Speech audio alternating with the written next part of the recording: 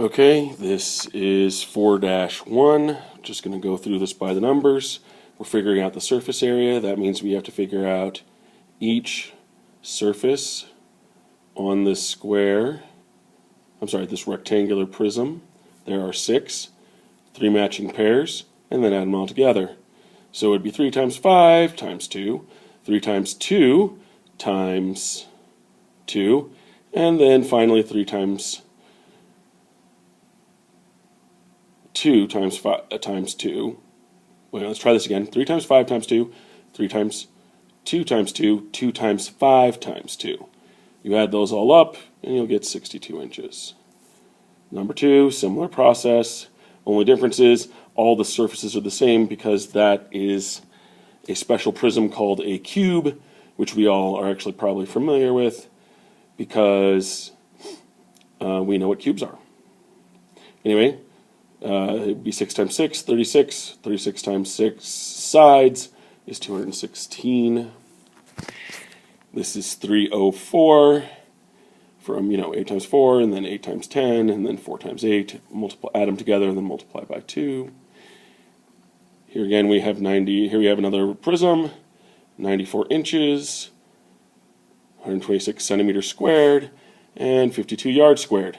Remember, answers should all end up in some kind of unit squared.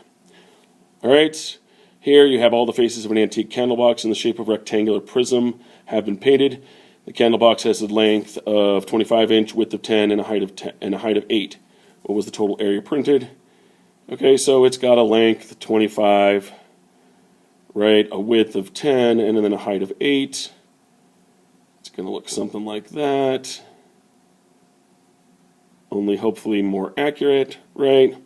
25, 10, 8 inches. Right?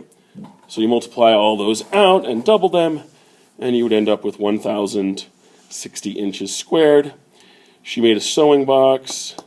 Right here, the trick of this one is, and I'm going to erase what we just did.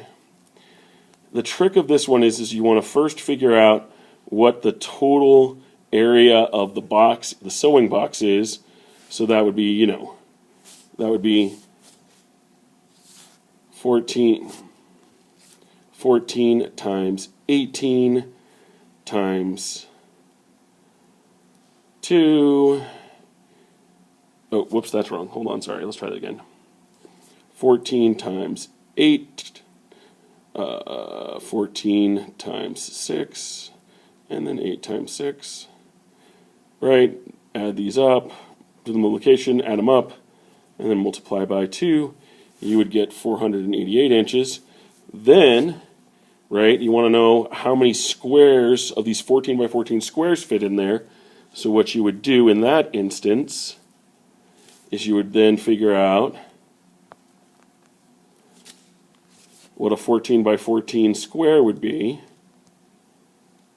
Multiply that out, and of course it's 196 inches squared, right? And then you divide that into the 488, and you would need 2.5. You can't buy just one square, so you would need 3 total squares. There you go. This one, again, it's a rate problem. You have so many pictures to pages, right? You have 12 pictures at the end for the answer. She's buying wood for the baseboard. This is one of those problems where you have to divide it into different shapes and then figure out the area of the various shapes.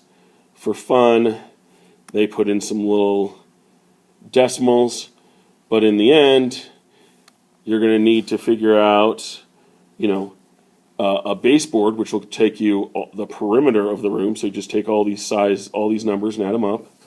And then you're going to need to do the area, which is that thing I just referred to. Get the square footage.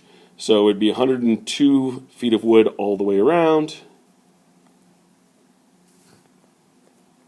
And then 302 feet of carpeting, which is filling in this whole shape in.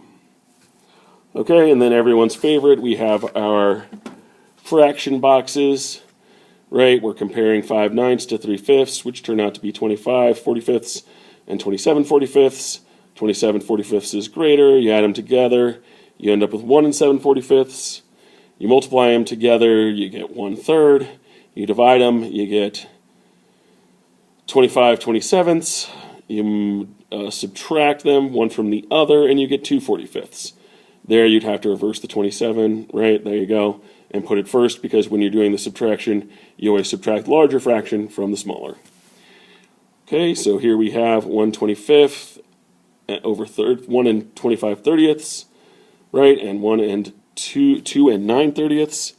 2 9/30 is obviously greater. You add them together, you get 4 2/15, right? After you reduce, because the 5/30s will reduce. You multiply them, you get 4 13/60. You divide them, you get 55/69, and you subtract them, and you get 7 7/15. All right.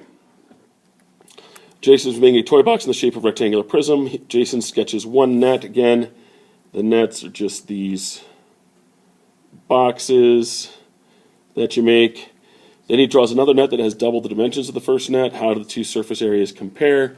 What they're asking you to notice here is just that if you have a box, right, and then you double the length and double the height,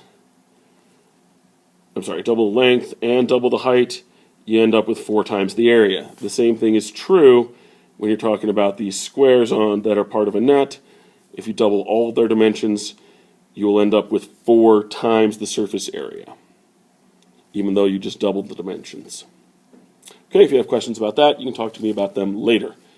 And we're done.